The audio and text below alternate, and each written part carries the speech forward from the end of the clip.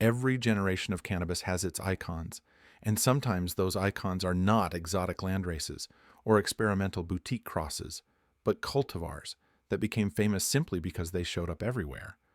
Blue Dream and Wedding Cake are two of those names. Neither was born in the remote valleys of Central Asia or the tropics of equatorial haze country. They were born in the modern market, one during the medical era of California collectives in the early 2000s, the other during the brand-driven explosion of the 2010 S.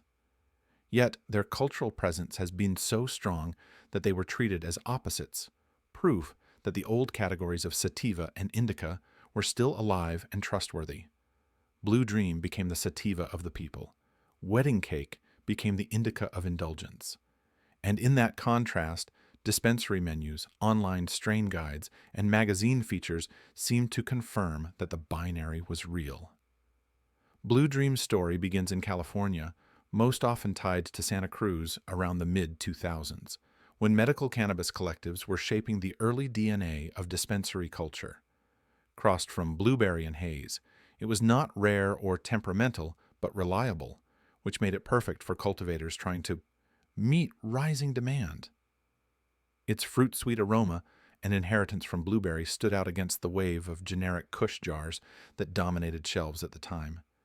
And when it was paired with the haze lineage's reputation for brightness, the narrative practically wrote itself. Blue Dream was the accessible sativa, the strain that could deliver a clear, uplifting experience without being overwhelming. By the early 2010s, it had become so popular that Leafly listed it as the single most searched strain on their platform for multiple years. For many consumers entering the legal market for the first time, Blue Dream was the name they recognized, the one they trusted. That recognition built a myth. If Blue Dream was everywhere, and it was always called a sativa, then maybe the categories were reliable after all. Wedding Cake arrived in a different cultural moment. Its roots trace back to Triangle Kush and animal mints, but its rise came during the cookies era, when branding, dessert-inspired names, and Instagram-ready imagery redefined what cannabis could be in the marketplace. By the time Wedding Cake started appearing in Los Angeles dispensaries around 2015, the cultural conversation had shifted. This was no longer the world of generic jars and handwritten menu boards. This was a world of drop culture, strain hype, and social media amplification. Wedding Cake's name itself was brilliant branding, indulgent, celebratory, instantly memorable. Consumers didn't just buy a bag, they bought into an experience suggested by the name. And as testing numbers began pushing THC percentages higher and higher, Wedding Cake was consistently framed as an indica-dominant powerhouse, dense and rich, perfect for anchoring the nighttime side of the binary. When Leafly crowned it Strain of the Year in 2019, it became official. Wedding Cake wasn't just popular, it was canon. Placed side by side, the cultural roots of these cultivars reveal not a scientific divide, but a storytelling one. Blue Dream rose to prominence as the sativa you could trust in the early days of medical dispensaries, a workhorse hybrid wrapped in the myth of daytime clarity. Wedding Cake rose as the indica you could indulge in, a dessert-hyped hybrid branded as heavy and luxurious in the Instagram-driven era. Their opposition was never written in their chemistry. It was written in the culture that surrounded them, in the timing of their rise, in the way their names were repeated until they carried authority. That is why they endure, and why they serve as such powerful mirrors of how the Indica Sativa myth is carried not by science, but by memory. Lineage in cannabis is rarely a clean story. Sometimes it is documented, sometimes it is whispered, and often it is rewritten by seed banks, dispensaries, or magazines until the version that sticks is the one easiest to market. Blue Dream and Wedding Cake are examples of this tension. Both are hybrids, both owe their fame to crossing strategies that blended established cultivars, and both were later carried into culture, as if their ancestry explained their effects. But, just like with origins, the story of their lineage was never about strict science. It was about how consumers wanted to read heritage into a name. Blue Dream is most commonly described as a cross between blueberry and haze. On paper, that combination sounds almost like a textbook balancing act. Blueberry bringing fruit-forward aroma and relaxing undertones, haze bringing length, brightness, and the cultural script of sativa. But the truth is that Blue Dream's parentage was not widely verified by breeders' logs or genetic testing. Instead, it was repeated in dispensary menus, High Times blurbs, and early online strain databases. The phrase "blueberry X haze" became a cultural shorthand, something consumers could recite to explain why the strain felt uplifting yet smooth. What mattered was not proof, but repetition. Blue Dream's lineage worked as marketing because it matched the story consumers wanted, that a sweet, fruity sativa could exist, and that you could taste its parents in every puff. In reality, phenotypic variation across different grows meant not every jar matched the haze, lift plus blueberry sweetness narrative. But the shorthand stuck, and in the era of the medical market, simplicity was power. Wedding Cake's lineage shows how much more complicated stories became in the hype-driven 2010s. Its parentage is often listed as triangle kush crossed with animal mints, but even that description is contested. Some growers insist its genetic base involves other cookies-related cuts. Others argue its popularized version was stabilized differently in separate regions. Unlike Blue Dream, which rose during a time of collective trust and broad distribution, Wedding Cake came of age in the Instagram and branding era. Its lineage became part of the mystique. Triangle Kush carried the weight of Florida's underground Kush history.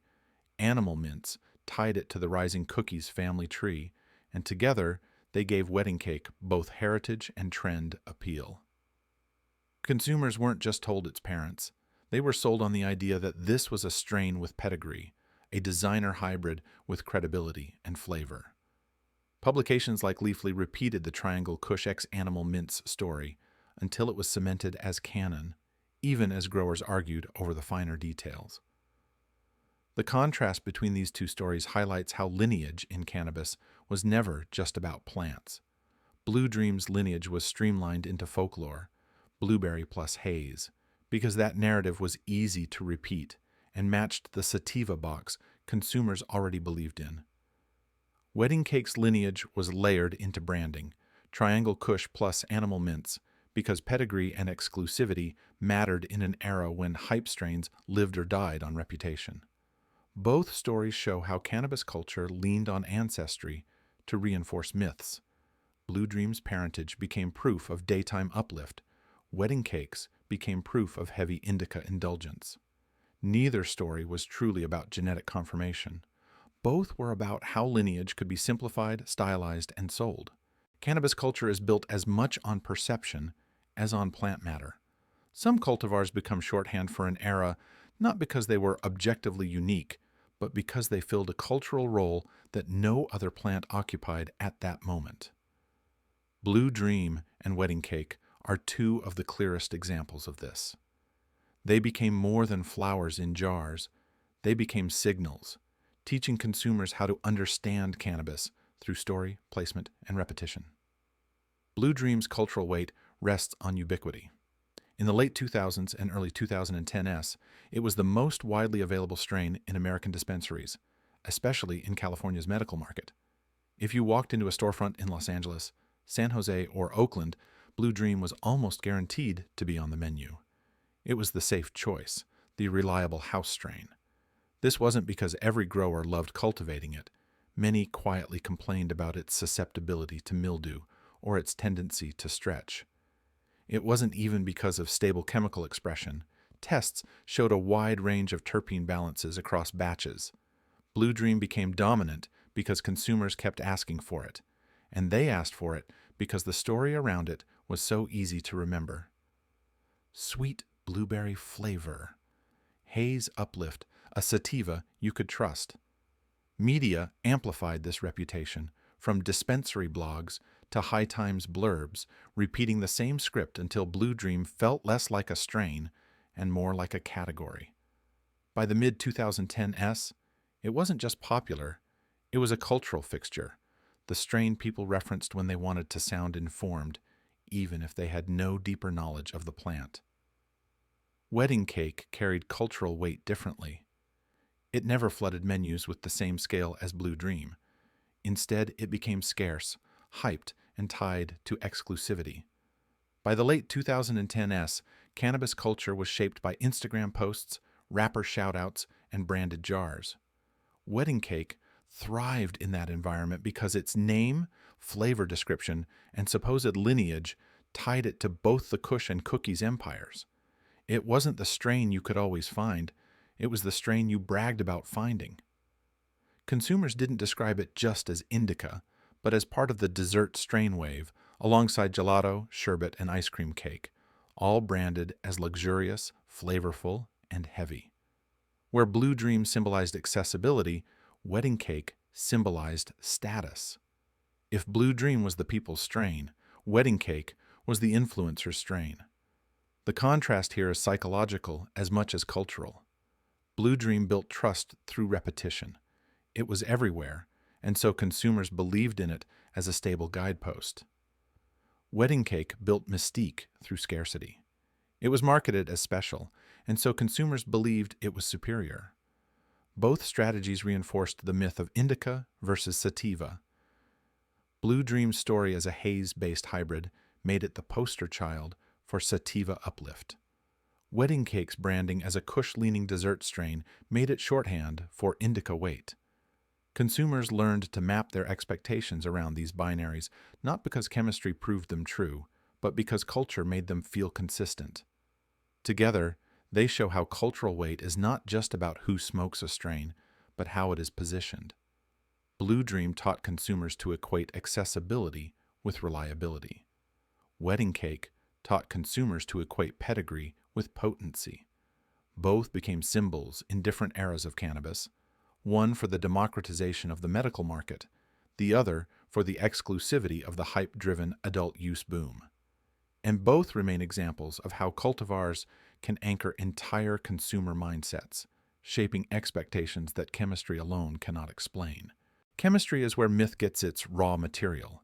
A cultivar's profile doesn't speak in words like uplift or relaxation.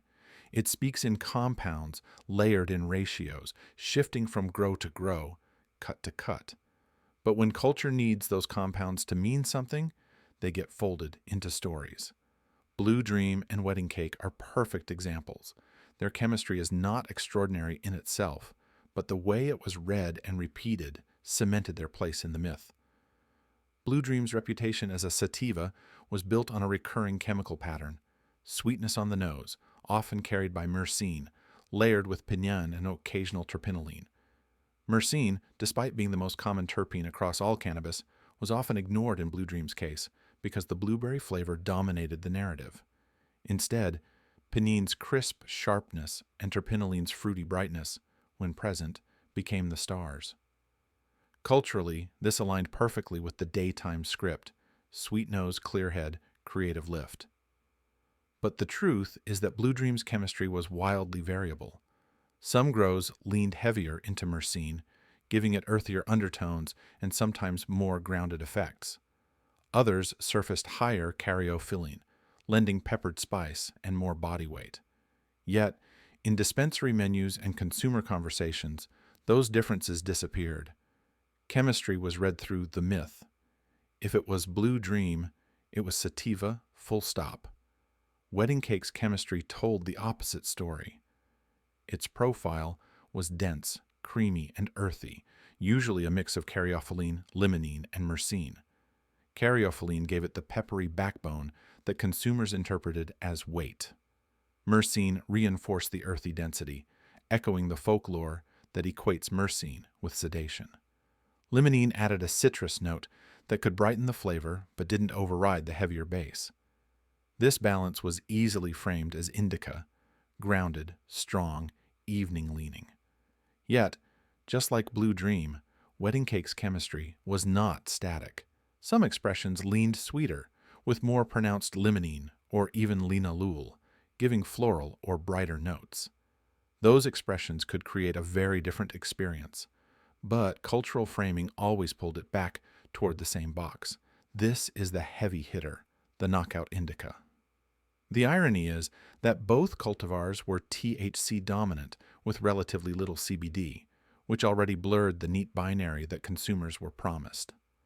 Blue Dream often tested in the high teens to low 20s for THC during its heyday, while Wedding Cake frequently charted in the mid-20s in more recent labs. Both produced resinous, trichome-rich flowers that looked potent. Trace cannabinoids, CBG, CBC, and occasional THCV flickered in their profiles, but none were consistent enough to drive identity. THC percentages, coupled with terpene narratives, did the cultural work. Consumers didn't parse chemical nuance. They read names, heard stories, smelled aromas, and folded chemistry into the categories they already believed. Placed side by side, Blue Dream and Wedding Cake show how chemistry can be interpreted in opposite ways, even when the differences are less stark than the myth suggests. Blue Dream's variable blends of myrcene, pinene, and terpinolene were framed as proof of sativa. Wedding Cake's denser mix of caryophyllene, myrcene, and limonene was framed as proof of indica. Both carried variability that should have unsettled those labels, but instead culture smoothed the contradictions away. Chemistry never actually promised a clear divide. The myth wrote one into existence. Literacy in cannabis is not about memorizing lists of strain names or reciting Indica Sativa categories. It is about learning how to read the plant beyond its marketing, beyond its folklore, beyond the shorthand that has been repeated so often it feels like truth. Blue Dream and Wedding Cake illustrate why this literacy is necessary. They became two of the most trusted names in modern cannabis, each a pillar on dispensary shelves. Consumers believed that Blue Dream meant uplift and creativity, while Wedding Cake meant heaviness and sedation. But literacy asks us to look deeper, to see how those promises are built on fragile ground. With Blue Dream, literacy begins with acknowledging its variability. The sweet blueberry nose, the occasional terpinolene sparkle, the pinene-driven clarity.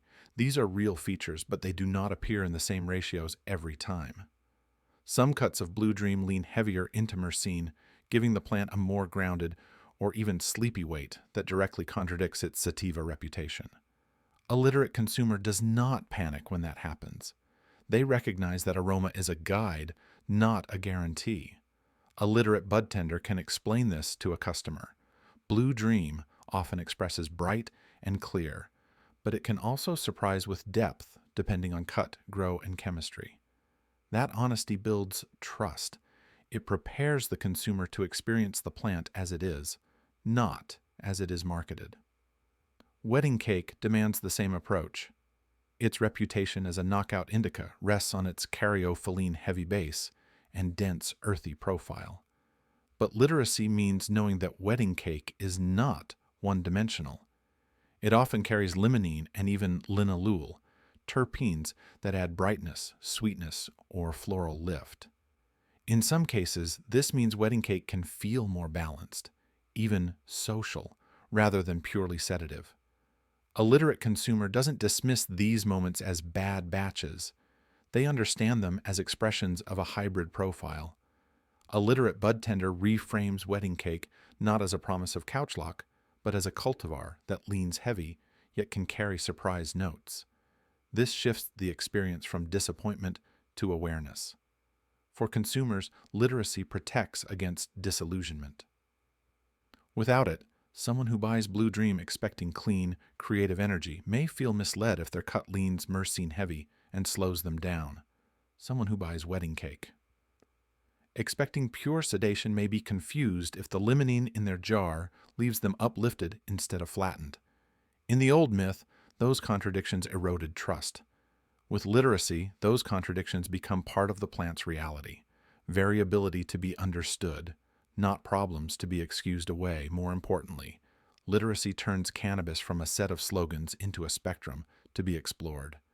Instead of asking, is this sativa or indica, literacy asks, what are its dominant terpenes? How are cannabinoids layered in this sample? What does my body tell me when I try it? That shift moves consumers and bud tenders from passive belief into active understanding. It makes cannabis culture more resilient, more honest, and more grounded in reality. Blue Dream and Wedding Cake show us why this matters. They are among the most famous names of the modern era, but their reputations are built on categories that cannot hold. Literacy doesn't erase their stories, it reframes them. It allows us to keep the legends while also teaching ourselves to read the plant with nuance, so that culture no longer has to choose between myth and disappointment. Literacy is not about stripping the magic away. It is about making sure the stories we tell about cannabis are honest enough to endure. The myth of indica and sativa never survived because the science was convincing. It survived because it was repeated so often that it began to feel like common sense. Names like Blue Dream and Wedding Cake were not just popular strains. They were instruments in that repetition, carried on menus, in magazines, on forums, and later on digital strain guides that told consumers what to expect before they even lit the flower. These cultivars became proof texts, held up as evidence that the binary was real, even as their chemistry contradicted it. Blue Dream was cast as the model sativa of the dispensary era. Every leaf-fly entry, every High Times blurb, every early review leaned on the same descriptors: uplifting, euphoric, creative, daytime friendly. The blueberry sweetness and haze background were enough to convince consumers that this was what sativa meant. Variability in its chemistry, myrcene heavy cuts that leaned relaxing, or phenotypes that delivered more body than head, rarely made it into those descriptions. They were treated as quirks, exceptions, not evidence that the category itself was flawed. The folklore here was not that Blue Dream smelled sweet or often felt clear-headed. Those things were observable. The folklore was that these traits proved it was sativa, a category assumed to be both real and reliable. Wedding Cake became the mirror image. Marketed as a classic indica, it was described with equal certainty: relaxing, sedating, heavy, nighttime use only. Its dense structure and caryophyllene-driven depth gave consumers visual and aromatic confirmation that matched the story. Seed bank descriptions and dispensary menus amplified it, promising couchlock without ever acknowledging how limonene or linalool might shift the effect. When smokers felt unexpectedly uplifted, those experiences were written off as unusual rather than disruptive. The folklore here was not that Wedding Cake often leaned towards grounding and spicy. That much was true. The folklore was that this made it a pure indica, a scientific category that never actually existed. What kept the myth alive was not the chemistry of these plants, but the cultural machinery around them. Early dispensaries sorted every strain into two columns: indica or sativa. Online platforms like Leafly turned that sorting into charts and bullet point effect tags: Blue Dream under energetic and creative, Wedding Cake under relaxed and sleepy. Reviewers echoed it, consumers repeated it, and soon the repetition itself gave the binary authority. It didn't matter that genetics and lab testing were already beginning to show more complexity. The categories were easier to sell, easier to remember, and easier to build a culture around. The myth's endurance shows how human psychology works. People want clarity. They want simple categories that make the choice easy. When variability emerged, the myth didn't collapse. It absorbed the contradictions. A heavy blue dream? That must have been grown wrong. An uplifting wedding cake? That must have been a bad cut. Instead of questioning the framework, consumers questioned the plant. The categories stayed safe. But what makes Blue Dream and Wedding Cake so important to this conversation is that they are not fringe cultivars. They are among the most widely consumed names of the last decade, and their popularity amplified the myth on a massive scale. They became anchors that shaped how millions of consumers thought about cannabis. That reach gave the myth extraordinary staying power, even as lab data and science eroded its foundation. Myth survives not because it is true, but because it is easy. Blue Dream and Wedding Cake prove this. They are case studies in how culture chose repetition over accuracy, simplicity over nuance, and they are reminders that literacy is not optional if we want cannabis culture to mature. Without it, myths like these keep being recycled, leaving consumers stuck in the same loop of false promises and mismatched experiences. With literacy, the loop breaks, and the plant can finally be understood on its own terms. Blue Dream and Wedding Cake will always hold their place in cannabis history, not because they were scientific opposites, but because culture demanded that they be. One was lifted up as the proof of sativa, bright, sweet, creative, daytime friendly. The other was sold as the embodiment of indica, grounding, sedating, night-bound. Together, they carried the binary forward into the modern dispensary era, teaching consumers to see the plant through a frame that was never real. And yet, when you pull back the curtain, what remains is not simplicity, but spectrum, terpenes shifting expression, cannabinoids layered in ratios, experiences shaped by context and expectation as much as by chemistry. This is the work of literacy, to step beyond those categories without dismissing the cultural weight they carried. To recognize that Blue Dream really did give many people a sense of brightness, but not because it was sativa. To recognize that Wedding Cake really did feel grounding for countless consumers, but not because it was indica. Literacy means holding those experiences while refusing to reduce them into labels that strip the plant of its complexity. It is about teaching consumers and bud tenders alike to ask better questions, to notice terpene dominance, to look for balance instead of binaries. For the consumer, literacy transforms cannabis from a guessing game into a process of discovery. Instead of disappointment when a strain surprises, literacy reframes those moments as part of the plant's range. For bud tenders, literacy builds trust. Honesty about variability and nuance becomes a mark of credibility, not a weakness. And for the industry, literacy is more than education. It is infrastructure. It shapes how menus are written, how products are described, and how regulators, cultivators, and retailers align around a common language that respects the plant instead of flattening it. This is why Blue Dream and Wedding Cake matter beyond their jars. They are not just popular cultivars. They are cautionary tales and teaching tools. They remind us that categories can be powerful even when they are false, and that myths can survive for decades if culture keeps repeating them.